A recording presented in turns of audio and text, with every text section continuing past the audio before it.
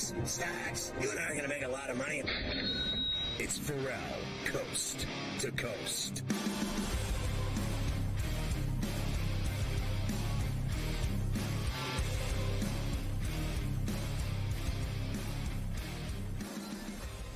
And we are back, Ferrall, coast to coast, hour number 3 here on SportsGrid and SportsGrid Radio. Carver High and Joe Lisi in for Scotty. Great to have you with us here on a Tuesday, big final hour. We've got some hockey to do. I've got a lot of football for Joe. We've moved some of our golf Wednesday stuff to Tuesday. We always have Smiley Kaufman. Keith Stewart will be with us as well as we get ready for the RBC Heritage down at Harbor Town this week in Hilton Head. So a very busy final hour. Joe, good to see you. As always, of course, Joe's with me every week here, the extended version of the very popular SportsGrid radio show, Carver and Lisi, which airs weeknights at 8 p.m. East on the radio side. And I'll see you there tonight, Joe, where we'll have that Laker-Pelican game going on while we're on the air. They'll be into that game as we get on the air. So that'll be a lot of fun going through that play that we have in that one. One more thing, Joe, before I get to the football. Now, you remember we did this Jonte Porter story a couple of weeks ago. Of course, this is the guy on the Raptors under the investigation, going into the game, all the unders that were bet on him, etc. We did all that story, which has not really gotten to the end of. There was a report this morning, though, Joe, that a little bit more information about, let's just say, his betting habits has come into the forefront. He apparently owned and operated a VIP sportsbook account in Colorado that wagered millions of dollars from 2021 to 2023, but none of it was on the NBA or college basketball. So it was all the other stuff, Joe. No hoops at all whatsoever in the millions of dollars that were wagered on that VIP account. So as sexy as the headline is, Joe, for the guy who's under the investigation for the activity, and me and you have said, if he was involved in that, he should get the book thrown in him, as in he's probably going to be thrown out of the NBA, period, stop, done. But as I've also said to you many, many times, why nobody get upset? These guys betting on stuff that's not their own sport. I'm sorry. If Jonte Porter was sitting at home, betting on Michigan, Ohio State on the Saturday after Thanksgiving, I'm sorry, Joe. He got nothing to do with that. This is like me and you betting on Michigan or Ohio State. So that stuff, always gives me a problem when you start getting on guys who are betting on sports that are not their own. I don't think it matters. Yeah, well, it does. Yes and no, because it comes down to the perception, right? So, okay, he has a VIP $1 million account and he's not betting any NBA or college basketball, but he loses $3 million in college football and the NFL. All of a sudden, he goes out and he doesn't make his props for 4 nights in a row. The perception when you have an investigation like this is that maybe he didn't try to his utmost to attain, productivity. And that's the problem with having these athletes be able to wager. They make so much money that you can't tell me that if you want to bet on a casino, that's fine. Then that's fine. But when it's sports related, even though it's not your particular sport, it comes down. Now, the whole thing is this. You could go to a casino and, all of a sudden be in deep for $10 and $20 million and then drop 3 passes in the end zone as well. Is that the norm? No, but all of a sudden it comes down to the perception. If the league has to worry about its identity or product, they lose their customers, they lose their viewership, they lose sponsorship dollars. So that is the downside, even though he wasn't betting on the NBA or college basketball. And look, he's not even, as I said, this is just a story that came out. It's not like the NBA is punishing him, right? Punishing him for betting on other things. I think it's just another layer to the story of what he's really going to get in trouble for, which, as we know, is the situation with him. With all the unders being all the action on the under and him going in the game and leaving, things like that. But I've had that stance, Joe, and I stick with it. The NFL guys that got in trouble for, sitting in the cold tub and betting on whatever it was, an NBA game or an NHL game or something like that. I don't see it. I really don't. And line. I get what it is. I It's get a what you're fine saying, line. but if you're going to be in bed with everybody, I don't see why an NFL player can't. No, you're right. Bet on the golf. You're right. Or bet on the And he can NHL. go to a casino. If he goes to blackjack Correct. and loses $10 million, who's to say that his props don't get hit that way because he's trying to make money back that he lost? Right. Whether it's gambling is gambling anyway. Whether it be lottery tickets or prop bets. No doubt, Joe. NFL draft is next Thursday, so we are almost there. It has come up on us quickly. Joe, of course, will be a part of all of our coverage here on SportsGrid, which is going to be outstanding. Can't wait for that. I have a couple things for you here, Joe, today, because I always try to keep you happy with at least a couple of football nuggets when you're with me on Coast to Coast. We have started to see the odds for that second pick, which, of course, belongs to Washington. And it's starting to extend, Joe. Extend for Jalen Daniels right there in that top spot, as it has now gotten to minus 250 for him to be the second pick. And that is, Joe, the longest we have seen that so far, the furthest these odds have gotten. And as we get closer, it seems more like he's going to be the guy for the Washington football team there at number 2. To me, there was no doubt Jaden Daniels was the second overall pick, especially if the Washington Commanders didn't trade out of that selection. They could not start a new regime with Josh Harris and their new coach, Dan Quinn, getting Drake May or J.J. McCarthy to start the franchise. I'm sorry. After all the mediocrity under Daniel Snyder and all the gutless head coaches, including Ron Rivera, when you have the Heisman Trophy winner staring you in the face, a player that I just comp now to a young Deshaun Watson. Deshaun Watson, Houston Texans. Deshaun Watson, Clemson Tigers, national championship. If that's the comp that I would give Jaden Daniels, great pocket presence, the ability to see the field clearly, great touch. He is the best pure passer in this draft, in my opinion, so he's deserving of that pick. I think he is as well, Joe, and I think that that's a smart move by Washington. The third pick gets a little cloudier as the days go on. Of course, right now the favorite is still Drake May, but that is still, Joe, a plus money. Minus 120 favorite with J.J. McCarthy at plus 225, and that is with McCarthy meeting with the Patriots the last couple of days, Joe. So McCarthy has sat down with the brass in New England. Just adds another layer to the possibilities that maybe they would take him in 3. I don't believe it, Joe. I don't believe that they would take him in 3. Well, I'll just say this. I've been beating this drum for, 2 months? I'm not a buyer of Drake May. And I'm not buying in now just because he's got the best odds to go 3 overall. I think he's a project. I think he struggled against very good competition, doesn't have a marquee win under his belt. I would actually take J.J. McCarthy over Drake May. He's going to be the Will Levis of this draft, in my opinion. Wow, the Will Levis of this draft. I have a couple others for you when we come back. Ferrall Coast to Coast here on a Tuesday. Carver High and Joe Lisi in for Scotty on SportsGrid and SportsGrid Radio. We keep rolling on the grid right after this.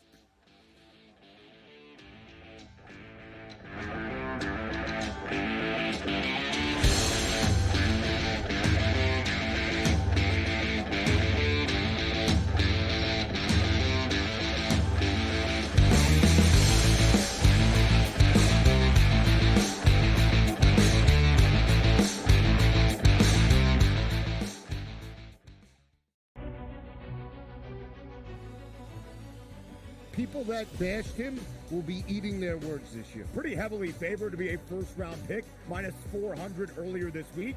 But that's not the surprise. If you're drafting J.J. McCarthy in the first half of the first round, you clearly believe not only is he a starter, he's going to be your starter for years to come. But a popular bet was under 3.5 wide receivers in the first round. The tape doesn't lie, baby. Only on SportsGrid. Victor Hovland right now can probably hit it right where he's looking on the range. But the problem is when you get out to a golf course, especially like Augusta National, it's a big, big picture. You can see every shot in the world, but the targets are really, really small. I feel like whoever we pick is going to win. Like, I feel like we have the power to choose the winner of this tournament. I know. I'm surprised more guys haven't reached out. And they might, and they probably will. Only on SportsGrid. 89-87. 0.6 seconds remaining. Big drama here in this game. Always frustrating when your Final Four parlay and bracket gets busted, but here we go. I'm done. Look what he is now. He's on FanDuel, plus 120. Almost even money to win the tournament. So you actually, if you did get him at plus 260, you got a pretty good, better investment than you had before. Just saying. Sports Rage Late Night, only on SportsGrid. Your gut says Miami is going to win, and you should take the over. Your gut also said your NFT selfies would only go up in value. They didn't. But your head is on SportsGrid and knows the QB is in concussion protocol. The backup has a 45 QBR against the zone coverage. The New York D has the most sacks in the league. So yeah, trust your head. It's smarter to be on SportsGrid. Anyone that's been to a sporting event, the atmosphere before a game, I think Game Time Decisions has that same exact atmosphere. This is our arena. This is what we do. There is going to be an energy to Game Time Decisions that you will feel night in and night out. The excitement you get when you lock your bets in, when you're figuring out what you want to do, we can zone in on the biggest games each night. I want this to be the place that people come to before the games start so they feel as ready as possible to lock in their cards. We are going to hit every single one of those markets that you need to know about. We're going to go through every single thing, and I've got a great team behind me that's going to help me get the job done. There is not going to be a better place, I promise you, than Game Time Decisions to get that new information, react to it, and be able to then bet accordingly. We will have everything at our disposal, and we will use that to our advantage. I'm Kevin Walsh. Tune into Game Time Decisions from 6 to 8 p.m. Eastern on SportsGrid.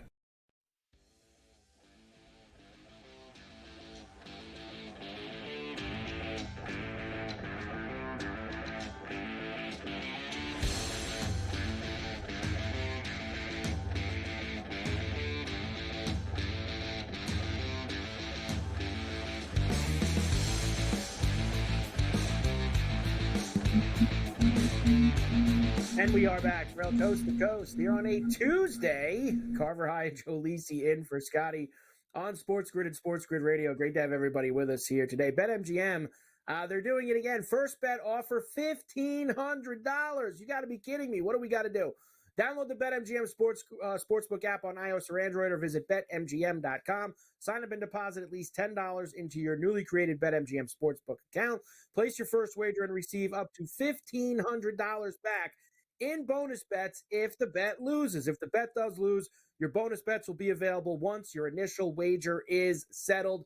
That is BetMGM's first bet offer, $1,500. Gotta have it. They're at it again over at BetMGM. All right, Joe, a few more things for you on the draft. I'll finish off the McCarthy leg of that. You were just talking about it. You're right. You have been on this for weeks here leading up to this draft, that you like him better than May.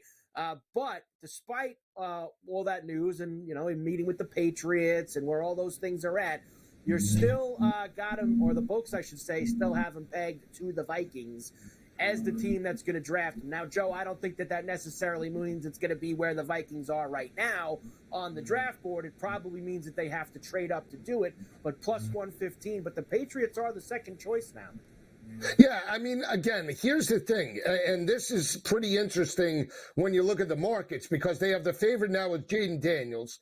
They have now Drake May as the favorite for number 3 with J.J. McCarthy at 12-1, but the Patriots are plus 220 to draft J.J. McCarthy. So if they stand pat at 3 and select McCarthy, then May is overvalued, like I believe. Here's what I believe. If it is Minnesota, I think they make a trade with New England. And the reason why I say that is New England is not a one quarterback, away from like a quick fix. They need multiple positions to revamp this team offensively and defensively. And for Gerard Mayo, a first-year coach, he could trade out at 3, get multiple players that fill needs, and still build his team around either a veteran or a rookie that they get later, a rookie like Michael Penix or a rookie even like Bo Nix. So they don't need to take, Drake May or J.J. McCarthy there. They have other needs that they need to address. And it would, if Minnesota wants to pay up, that's fine. Let them pay up for J.J. McCarthy. from 3 to 11. That's great draft capital. The problem with Minnesota is they might reach up to grab J.J. McCarthy or their quarterback of the future. They might not have their best player on that roster in terms of Justin Jefferson that didn't show up yesterday because he wants to be paid. So what does that mean? You're right. And there was quite a few, by the way, Joe, since you brought that up. CeeDee Lamb, Justin Jefferson, Cortland Sutton, all wide receivers that not showing up for the first tape of what are supposed to be, Joe, voluntary workouts. Voluntary. You know how this it's goes. it's a voluntary workout, Joe, but then there's a story when you don't show up. So how voluntary is it? Like, a guy's not there, it's because of his contract, but I thought it was voluntary.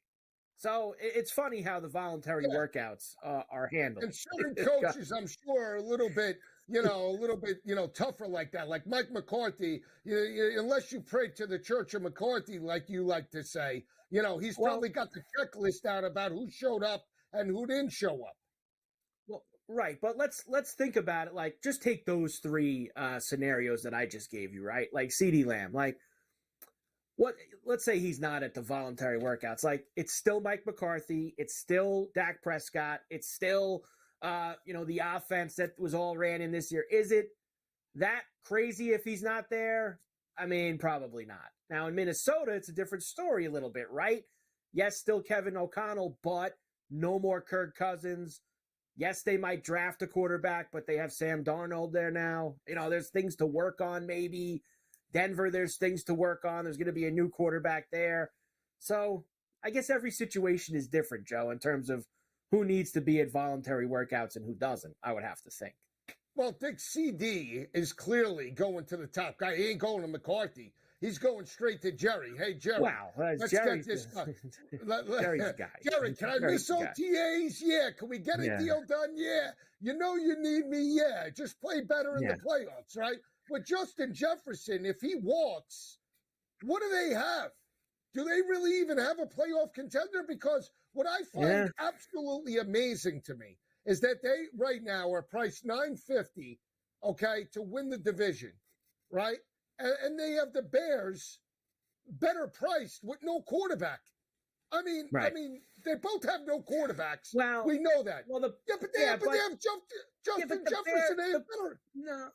The Bear number is with Caleb Williams. That's the Bear quarterback. That I know he's not officially on the Bears yet, Joe, but that number that they're giving you for the Bears, their win total, their number to win the North, that is all predicated on Caleb Williams being the quarterback. That's what that number is. Absolutely no growing pains whatsoever, right? He's just going to hit the ground running like it's Pat Mahomes 2.0. There's a lot more question about who's going to be the Viking quarterback this year. Sam Darnold. We don't know that, though. They could trade up to 5 and take J.J. McCarthy, and maybe he's the quarterback. There's a little unknown. There's no unknown with the Bears. It's going to be Caleb Williams. He's the quarterback. That's what that number is, and that's what that number says at this point along the way. I might as well smash it. They got no shot with Eberflus of making the play. No shot. Oh, I've already told you this. I think that this ain't going to go well. I don't think that I think this is going to be in that pile of number ones that don't cut the mustard. I think you say, Joe. And that might not be all his fault. Sometimes you are a victim of your circumstance. And I think he might end up being a victim of his circumstance. It's kind of the same way that Justin Fields was. A victim of his circumstance. And that's being in Chicago with Matt Eberflus, with Ryan Poles, with the organization that they have right now. That's what they're dealing with. I saw Brock Bowers visited the Jets, Joe. They now have the Jets as the no doubt about it team that's going to take Brock Bowers. They're now plus 150 as the team that will draft him. I think that you're on board with that too.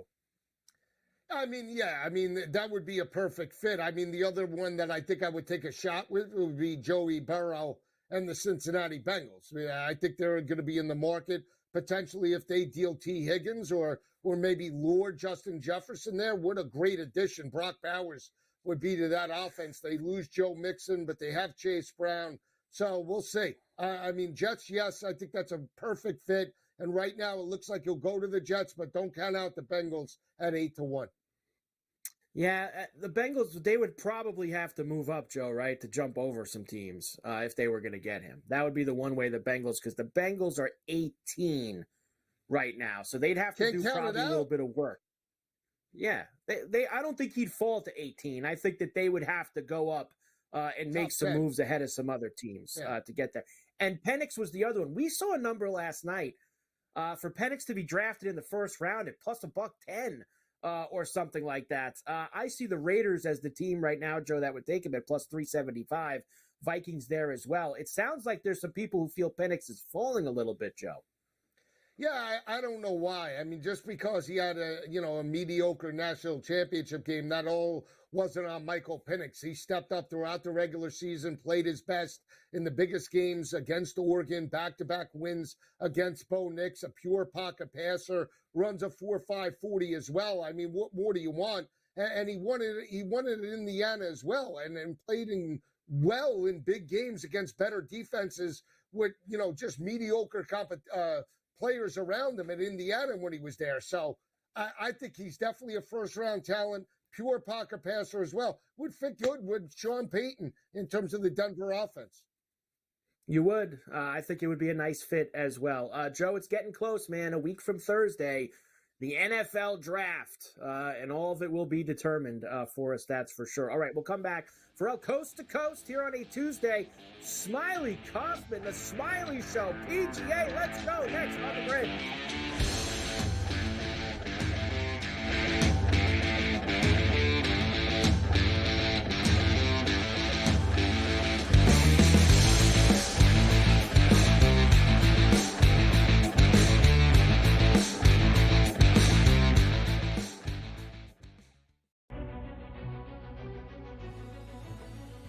People that bashed him will be eating their words this year. Pretty heavily favored to be a first-round pick, minus 400 earlier this week. But that's not the surprise. If you're drafting J.J. McCarthy in the first half of the first round, you clearly believe not only is he a starter, he's going to be your starter for years to come. But a popular bet was under 3.5 wide receivers in the first round. The tape doesn't lie, baby. Only on SportsGrid. Victor Hovland right now can probably hit it right where he's looking on the range. But the problem is when you get out to a golf course, especially like Augusta National, it's a big, big picture. You can see every shot in the world, but the targets are really, really small. I feel like whoever we pick is going to win. Like, I feel like we have the power to choose the winner of this tournament. I know. I'm surprised more guys haven't reached out. And they might, and they probably will. Only on SportsGrid. 89-87, 0.6 seconds remaining. Big drama here in this game. Always frustrating when your Final Four parlay and bracket gets busted, but here we go. I'm done. Look what he is now. He's on FanDuel, plus 120. Almost even money to win the tournament. So you actually, if you did get him at plus 260, you got a pretty good, better investment than you had before. Just saying. Sports Rage Late Night. Only on SportsGrid. Your gut says Miami is going to win, and you should take the over. Your gut also said your NFT selfies would only go up in value. They didn't. But your head is on SportsGrid and knows the QB is in concussion protocol. The backup has a 45 QBR against the zone coverage. The New York D has the most sacks in the league. So yeah, trust your head. It's smarter to be on SportsGrid. Anyone that's been to a sporting event, the atmosphere before a game, I think Game Time Decisions has that same exact atmosphere. This is our arena. This is what we do. There is going to be an energy to Game Time Decisions that you will feel night in and night out. The excitement you get when you lock your bets in, when you're figuring out what you want to do, we can zone in on the biggest games each night. I want this to be the place that people come to before the games start so they feel as ready as possible to lock in their cards. We are going to hit every single one of those markets that you need to know about. We're going to go through every single thing, and I've got a great team behind me that's going to help me get the job done. There is not going to be a better place, I promise you, than Game Time Decisions to get that new information, react to it, and be able to then bet accordingly. We will have everything at our disposal, and we will use that to our advantage. I'm Kevin Walsh. Tune into Game Time Decisions from 6 to 8 p.m. Eastern on SportsGrid.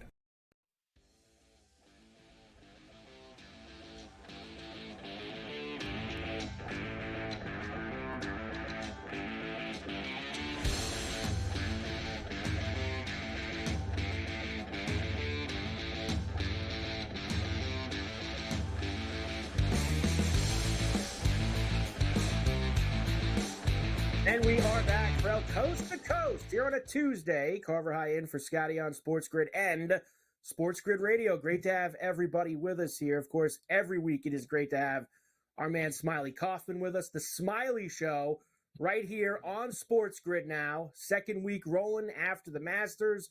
All great stuff. Smiley, it is good to see you again. Welcome back from Augusta. How are you? What's up, Mike? Yeah, it was a fun week to launch with SportsGrid being the week of the Masters. It's our Super Bowl, So for us, it was a very busy week. We, again, hit another outright, but I feel like a lot of people hit the outrights with Scotty Scheffler last week, Mike. So we're 5 of 8 when we started doing these one and done. So we're currently on a little hot streak. You guys have been rolling, and you look like you had a good time at that place, the show last week. What'd you say, that joint you were at down the block from Augusta? You guys look like you had a good time there. Oh, we did. T-Bones is like, when you go to the Masters, it's just one of those things you got to do. You got to go to T-Bones and do that whole thing and stop by Hooters and see John Daly. It's kind of like 1 and 2. Let me finish up a few things with you from Augusta this past weekend, and obviously we have to start with Scotty Scheffler, who has now won, I believe, I'm losing count at this point, Smiley. Is it 4 out of 5 or 3 out of 4? And he was 5 feet away from making it 4 out of 4, really, and forcing that playoff in Houston. So he dominated again. But let me ask you this: I actually thought for the first time, and I don't like to do the Tiger comparison. I think we're way too far down the road to comparing Scotty Scheffler with Tiger Woods.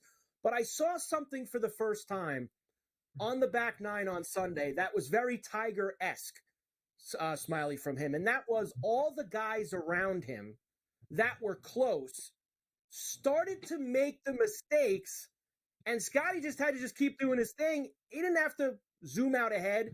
Everyone else kind of made their mistakes, and it allowed Scotty to win. That was very Tiger-esque to me. You make a good point, because for a while there, when we got through maybe about the first hour and a half of the broadcast, you were thinking, holy crap, anybody can win the Masters. There were so many different possibilities. And you're right. As soon as everybody got to Amen Corner, Scotty Scheffler had just birdied 8, 9, and 10, which 8 is an easy birdie. So is 9 at times, almost spinning you back and home for an eagle. And they birdied 10, which is one you don't expect to birdie. But you're right. Everybody makes these mistakes on 11 and 12. And from there, once he hit it on the green on 12, you're just trying to find where everybody gets back into this golf tournament. And I think a lot of people probably turned the TV off at that point. They really did, and that's the tough part. For me, it was when Matt, I was rooting hard for Max, and when Max on 12 put the ball there, and he couldn't find it off that par 3, that was very tough. I want to talk to you about Max, and we'll get back to Scotty because he's playing again this week when we start previewing the Heritage. I thought for Max, this was a huge week. He's been in a lot of majors, but never had the pressure like he had this past weekend. Being in the final pair on Saturday, the second to last pair on Sunday, feeling that major pressure down the stretch. I know he didn't win, but I feel like, Smiley, that's the kind of thing that can maybe serve him well down the road. And when he does win a major, he's going to look back to that weekend in Augusta where he was right there as the thing that kind of pushes him ahead. No, you make a great point with Max. I think he's always been the fan favorite of a guy that everybody wants to win. So I think that was part of the buzz heading into Sunday was, wow, first off, Max is in contention and he could win. And so I think that was a lot of excitement for a lot of Max Homa fans. And I think when you just break down his game a little bit, it really does fit for major championship golf. He's a fantastic iron player, had a really nice week on the greens, drove it well, and I think you really started to see the relationship that him and Joe Greiner, caddy, have. I think they were thinking their way around the golf course. It seemed like they had a plan and executed it all week. Unfortunately, a bad break on 12 that you mentioned, that was a really bad kick for it to end up where it did. But I'm with you. I think it was really good to see for Max, and he's definitely a player to me that could compete at a U.S. Open and really the other majors too. But he has a U.S. Open type of game in which he's a very good ball striker, great iron player, and it was wild. He went like 32 holes without a birdie and was still in contention. That's just unheard of for major championships. It's Augusta National had like a mix of all the majors. It was the Open Championship with the crazy wins. It was the U.S. Open where par was a good score, and then a PGA Championship that kind of broke out a little bit on Sunday. So it was just a wild week. It certainly was. And the last guy I want to touch on with you from that week is Ludwig Aubert, who I got a feeling, Smiley, we're going to be seeing him down the stretch, a back nine of a major, contending. I think a little bit like Max.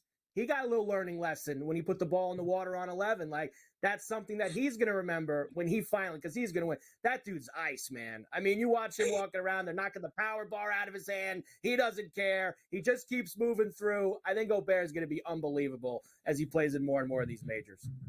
You know, he's so likable, right? He was smiling. It seemed like every time the camera was on him. For somebody that I always thought the first time that I'd watched him on TV and just not really knowing who Ludwig was, he came off as super likable. And I think that's going to be a player that people start to cheer for just being a good dude and being an unbelievable golfer. And his game does translate to majors. It translates to just about everything, but majors is, I mean, his ball flight off the tee with the driver is just absurd. He launches it so high, no spin, and hits it dead straight for the most part. But what I really like about his game, Mike, is that he plays the game the right way. He doesn't necessarily take too many chances and has a fantastic mental game, but he plays it so quickly. He doesn't really linger on decisions, and you see all these players coming up now, junior golfers at times, are entirely too slow. Ludwig is not slow. He plays it so fast when he makes a decision. When we cover him on TV, we have to remember to cut over to Ludwig so fast because he'll be hitting his shot. We can miss his shot before the other golf ball lands. So that's another reason for people to cheer for a guy as well, because he plays fast. Yeah, he certainly does. Everybody loves that when somebody's moving that quickly out there. All right, so we go from the green jacket to the tartan jacket this week. Harbor Town, Hilton Head, the RBC Heritage. I love this event, Smiley. Maybe I love it because I've picked the winner the last 2 years, Jordan Spieth and Matthew Fitzpatrick. Maybe that's why I love this course so much. I love that it's an elevated event now. I was hoping Scotty was going to maybe stay home after winning at the Masters, but it sounds like that's not going to be the case, Smiley. So here we go again. Scotty Scheffler in a different track, though. He's never won here before. Hasn't played here a lot either, so I'm interested to see him off of a very, when you play like that, it's a grind and it's a major. What can we really expect out of him this week? With Scotty, I don't really second guess his golf at this point, Mike. I think we just expect that he's going to be in contention on Sunday. I really am having trouble this week trying to figure out who's going to be fresh and who's going to be wanting to win a golf tournament this week, because it's really easy to look at Max Homa, Scotty Scheffler, Tommy Fleetwood, all the players that were in contention and in form. But also you have to wonder how much Augusta National and that long week and some long days on Thursday and Friday, whether that wears some guys off mentally to where they just don't want to grind and they're just happy with the way the week went the prior week. And you have to imagine, though, a couple of those guys are going to continue playing well and take it deep. But it's really not easy for me to say that the guys that missed the cut last week, I kind of think that those guys might have a bit of an advantage coming into Hilton Head. They have time to work on their games. They definitely are going to be more fresh. And some of the players that missed the cut, like Wyndham Clark, Jordan Spieth, Justin Thomas, they played. I like them out there at Hilton Head this week. So it's easy to want to avoid the guys that missed the cut. But I like those players this week at Hilton Head. So to me, it's a really tough one to figure out who's going to play well. Yeah, and I think that kind of naturally gravitated me to Jordan Spieth, because not only do we have what you just mentioned where he didn't play the weekend at Augusta, you could tell how super frustrated he was with the way things went on Thursday and Friday for him. And the last 2 years, he's performed so well at this event with a win and a loss in a playoff. It's like this is the place that's kind of gotten him going the last few years. We used to think of Augusta as the place that gets Jordan going, right? Because he always plays. But really, the last 2 years, it's been this place that's gotten Jordan going. So I'm kind of looking to him this week, Smiley. You know, and I'll tell you why he plays well there, Mike. It's really because Harbor Town, everybody thinks of it being a super narrow golf course where you have to drive it straight. And yes, you do. That is like one of the big main things that you have to do. You can't have one of those big high yaws that you're hitting at out of play. But that golf course, unlike any course that you play on the PGA Tour, it shapes shots to where you have to see certain shots on every single hole. And for a guy like Jordan Spieth, who I call one of the most creative golfers on the PGA Tour, he does better when he's in the woods, when there's a window that he sees and he has to play the shot. And I think big ballparks, sometimes he sees too many golf shots, where Harbor Town, the shot is in front of you in the shape that you have to play. So I think that's why Jordan has had such success there. And I think Justin Thomas, too. They're both really creative golfers, and which is why I think both guys are going to have nice bounce-back weeks. All right, Smiley, so we go Jordan one and done this week. All right, you talked me into it. We're going to go Jordan Spieth with the one and done at Harbor Town. Smiley, tremendous stuff. The Smiley Show right here on SportsGrid. Smiley Coffee. We'll see you next week. Thanks, buddy.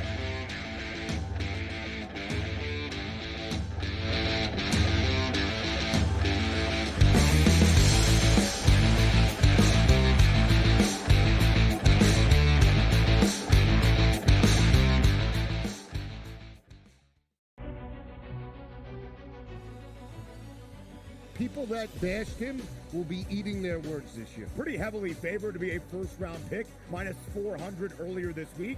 But that's not the surprise. If you're drafting J.J. McCarthy in the first half of the first round, you clearly believe not only is he a starter, he's going to be your starter for years to come. But a popular bet was under 3.5 wide receivers in the first round. The tape doesn't lie, baby. Only on SportsGrid. Victor Hovland right now can probably hit it right where he's looking on the range. But the problem is when you get out to a golf course, especially like Augusta National, it's a big, big picture. You can see every shot in the world, but the targets are really, really small. I feel like whoever we pick is going to win. Like, I feel like we have the power to choose the winner of this tournament. I know. I'm surprised more guys haven't reached out. And they might, and they probably will. Only on SportsGrid.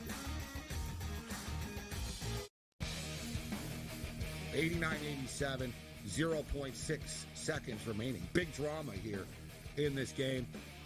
Always frustrating when your Final Four parlay and bracket gets busted, but here we go. I'm done. Look what he is now. He's on FanDuel, plus 120. Almost even money to win the tournament. So you actually, if you did get him at plus 260, you got a pretty good, better investment than you had before. Just saying. Sports Rage Late Night. Only on SportsGrid. Your gut says Miami is going to win, and you should take the over. Your gut also said your NFT selfies would only go up in value. They didn't. But your head is on SportsGrid and knows the QB is in concussion protocol. The backup has a 45 QBR against the zone coverage. The New York D has the most sacks in the league. So yeah, trust your head. It's smarter to be on SportsGrid. Anyone that's been to a sporting event, the atmosphere before a game, I think Game Time Decisions has that same exact atmosphere. This is our arena. This is what we do. There is going to be an energy to Game Time Decisions that you will feel night in and night out. The excitement you get when you lock your bets in, when you're figuring out what you want to do, we can zone in on the biggest games each night. I want this to be the place that people come to before the games start so they feel as ready as possible to lock in their cards. We are going to hit every single one of those markets that you need to know about. We're going to go through every single thing, and I've got a great team behind me that's going to help me get the job done. There is not going to be a better place, I promise you, than Game Time Decisions to get that new information, react to it, and be able to then bet accordingly. We will have everything at our disposal, and we will use that to our advantage. I'm Kevin Walsh. Tune into Game Time Decisions from 6 to 8 p.m. Eastern on SportsGrid.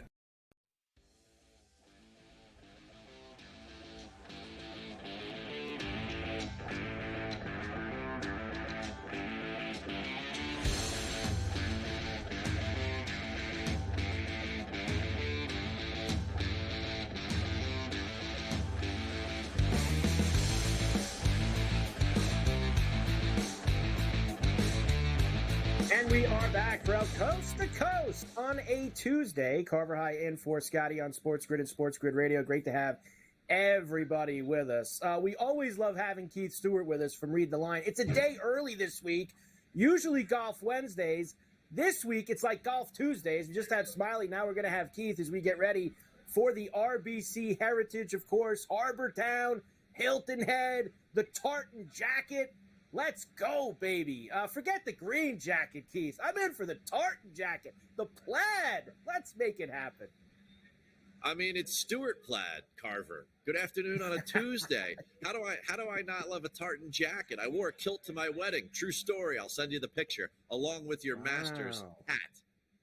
Yes, that is what I'm talking about, Keith. Thank you so much for that. And I think I like this tournament a lot, Keith, because I've nailed it the last 2 years. I had Matthew Fitzpatrick last year. I had Jordan Spieth the year before that. So I've had some good roll here at Harbor Town, and I think that's why I'm excited to put the Masters behind me and start to get ready for this one. Let me ask you this and start here with Scotty Scheffler, of course, winning the green jacket again, his second one.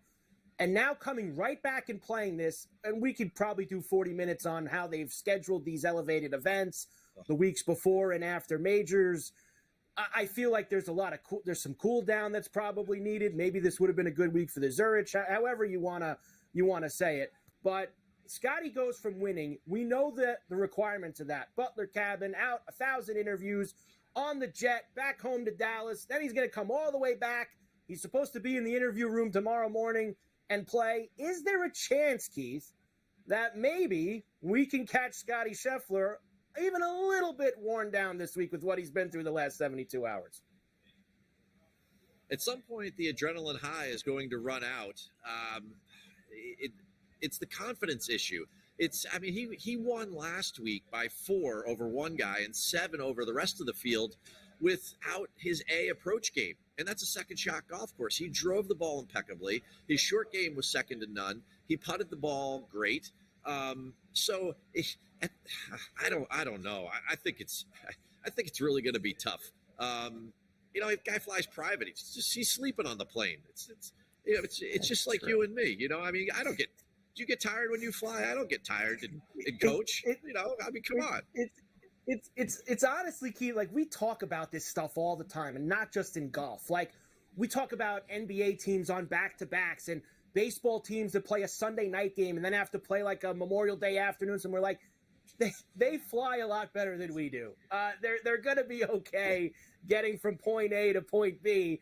And that's probably the case with Scotty Scheffler this week as he jets back and forth. Because most guys just take the short drive from Augusta up to Hilton Head. They're not flying back home and coming back. Scotty kind of did something that maybe not everyone else is doing.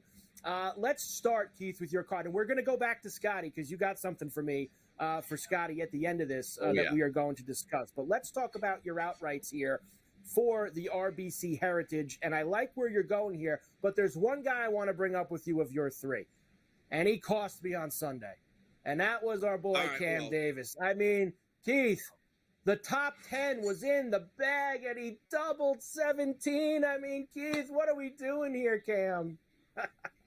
I tell you what, when they talk about coverage all the time, there was such a great opportunity in the marketplace at the -1s, the evens, and the +1s. There were so many names there: Reed, Young, Zalatoris, Schauffele, Davis. They could have kept our attention when the thing was long over after Amen Corner. Don't get me started on that. But yes, Cam Davis, but he's playing better, Carver. So if we're going to start there on the card at +6,600, I love Cam Davis this week. And what's not to love? After 3 trips here, he's at a 25th, a 3rd, and a 7th place. In those 3 trips, tee to green, he's averaging 6 strokes gained on the field. Come on, what are we talking about? At the end of the day, 18th at the API, 21st at Houston, and then 12th at the Masters. Should have been a top 10, but he likes this place. And what's not to like about the Low Country? So he loves it down here, and he fits the golf course really well. And it goes back to one of my other outrights. If you like the way that Ludwig plays down here in the Low Country, and who wouldn't after his RSM weekend where he goes 61-61, bomb it down the middle, hit wedges close, and then score with your putter, Cam Davis is a great opportunity for a poor man's Oberg. right? Like if you don't like that number on Oberg at plus 1,400, Cam at 65 or 66 is just a great value. So for me, both of them have the skill set that I think that this place is evolving into, which is we're not going to go. And I wrote an article about this today on Golf Digest, right? Everyone's starting to use the mini driver, and it's for these places like here and Valspar and others where they can't use driver all the time, but they don't care. They don't want to use 3-wood anymore. Bends too much. So they take that little mini driver head and they're pumping it around here. And the 1-year anniversary of this guy using the mini driver and putting it in his bag is Tommy Fleetwood. And at plus 2,000, yes, we'd love the number to be higher, but guess what? The number's the number. We're going to bet him because he's playing great. I mean, how confident is this guy? He goes to Augusta last week with a club caddy, and he finishes third.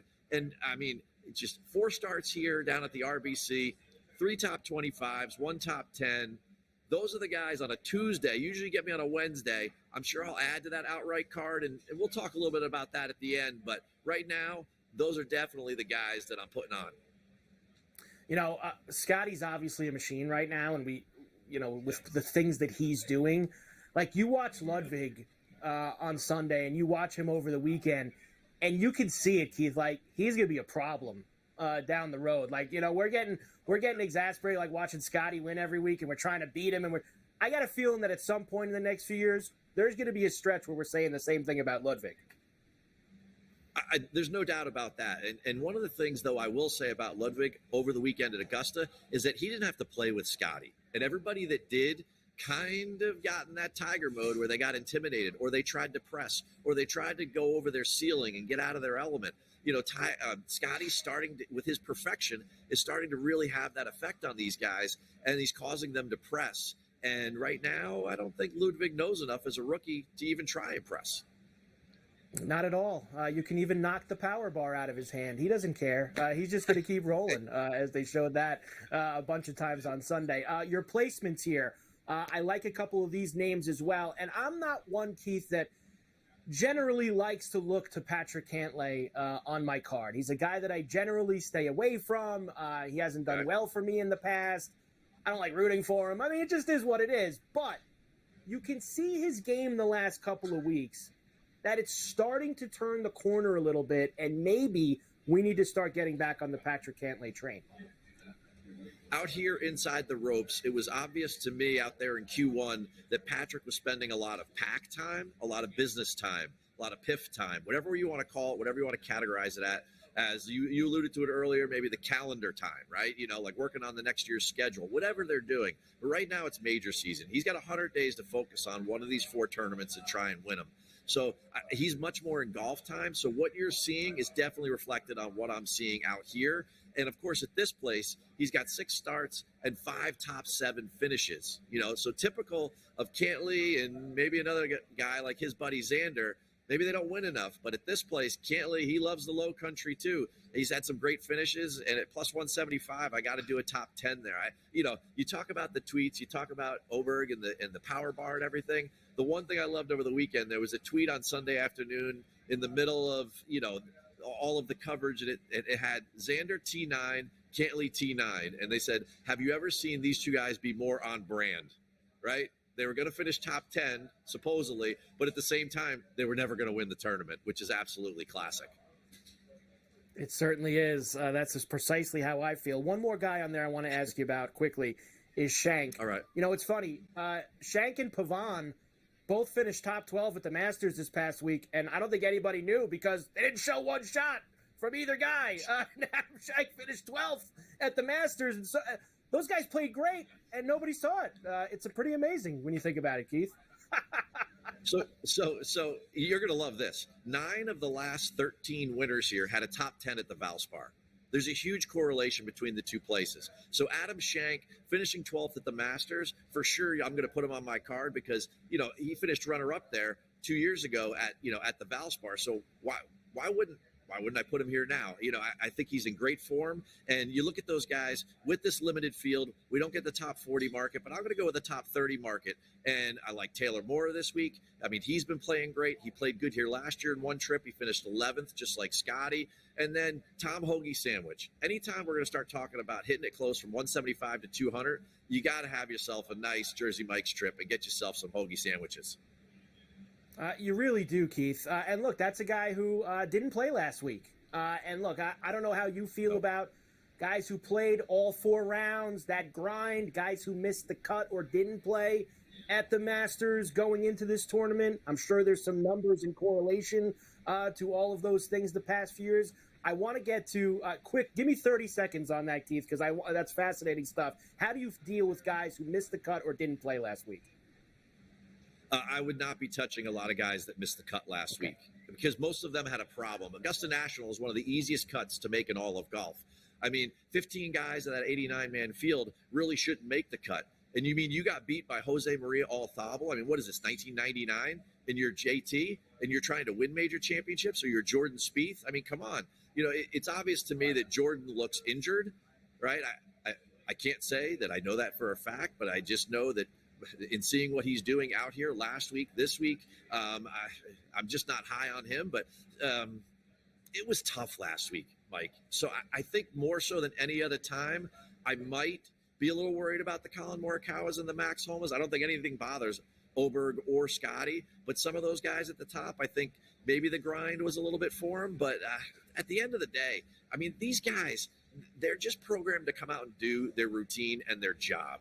So I don't think it's that big of a deal at the end of the day. Give me, Keith, your head-to-heads, and then right into how another way to play Scotty this week. Okay, real quick, the head-to-heads. I'm going to go Cam Young over Jordan Spieth. I just talked about him there. I'm not sure Spieth has it all together, and I think that wrist, again, is hurting him. The one that flared up at Wells Fargo last year when we all felt good about him and his approach game was really good, and then, you know, he just all of a sudden it just blew up.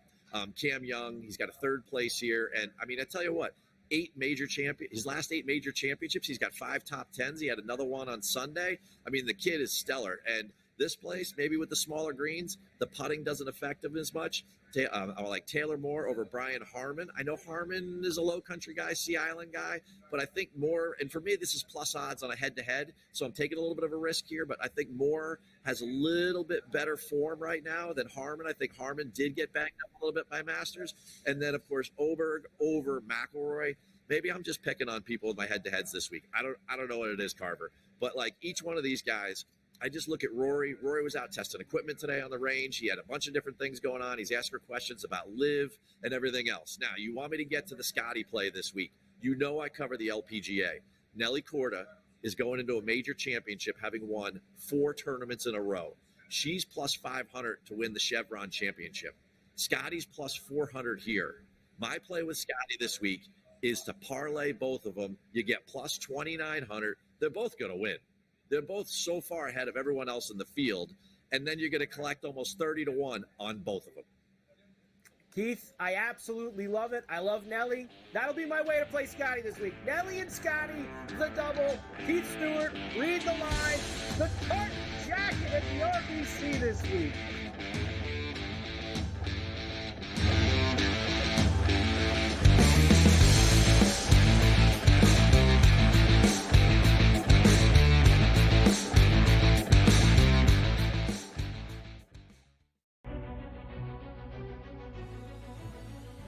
People that bashed him will be eating their words this year. Pretty heavily favored to be a first-round pick, minus 400 earlier this week.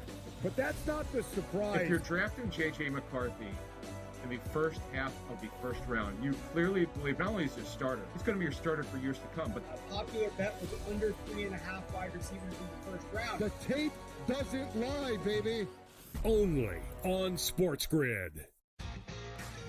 Victor Hovland right now can probably hit it right where he's looking on the range. But the problem is when you get out to a golf course, especially like Augusta National, it's a big, big picture. You can see every shot in the world, but the targets are really, really small. I feel like whoever we pick is going to win. Like, I feel like we have the power to choose the winner of this tournament. I know. I'm surprised more guys haven't reached out. And they might, and they probably will. Only on SportsGrid. 89-87, 0.6 seconds remaining. Big drama here in this game. Always frustrating when your Final Four parlay and bracket gets busted, but here we go. I'm done. Look what he is now. He's on FanDuel, plus 120.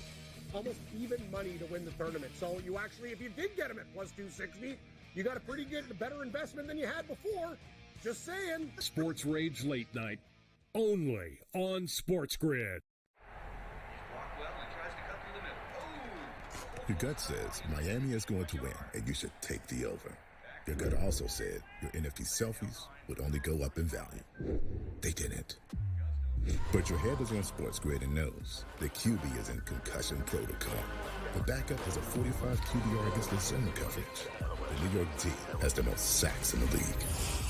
So yeah, trust your head. It's smarter to be on SportsGrid. Anyone that's been to a sporting event, the atmosphere before a game, I think Game Time Decisions has that same exact atmosphere. This is our arena. This is what we do. There is going to be an energy to Game Time Decisions that you will feel night in and night out. The excitement you get when you lock your bets in, when you're figuring out what you want to do, we can zone in on the biggest games each night. I want this to be the place that people come to before the games start so they feel as ready as possible to lock in their cards. We are going to hit every single one of those markets that you need to know about. We're going to go through every single thing, and I've got a great team behind me that's going to help me get the job done. There is not going to be a better place, I promise you, than Game Time Decisions to get that new information, react to it, and be able to then bet accordingly. We will have everything at our disposal, and we will use that to our advantage. I'm Kevin Walsh. Tune into Game Time Decisions from 6 to 8 p.m. Eastern on SportsGrid.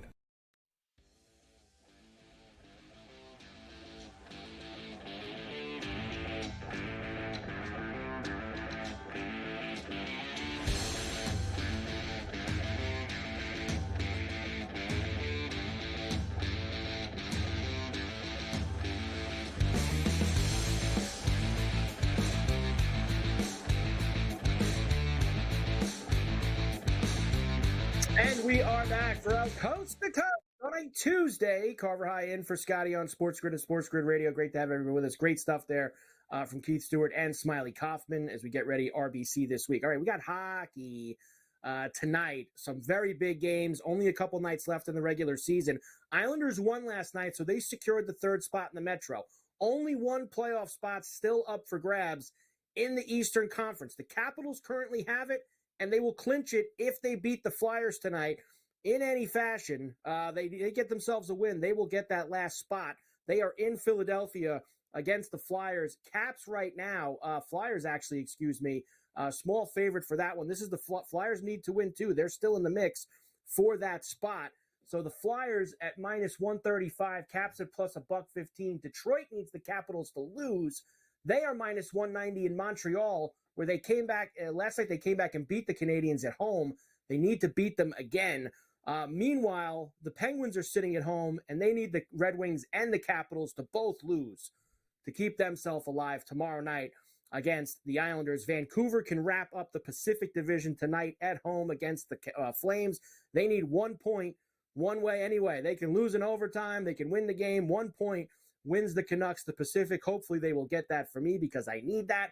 All the other games tonight, I believe Matthews is going to play for Toronto. It's their last game, and he is going for the 70 tonight in that one. So a lot of hockey for you here this evening. You have the two NBA games as well, Lakers, Pelicans, Kings, and the Warriors for tonight, and a load of baseball on a Tuesday. All right, we'll be back tomorrow. Scotty's actually in tomorrow, so it'll be me and Scotty on a Wednesday. DeCourcy will be on, Horror will be on, and all of that. Great job by Smiley Kaufman, Keith Stewart, Davis Maddock, Gabe Morency, Joe Lisi, Mafia, and the crew. Game Time Decisions is next. Ferrall Coast to Coast. Cash some tickets. I'll see you tonight. Carver and Lisi on the radio side. Have a good night, everybody.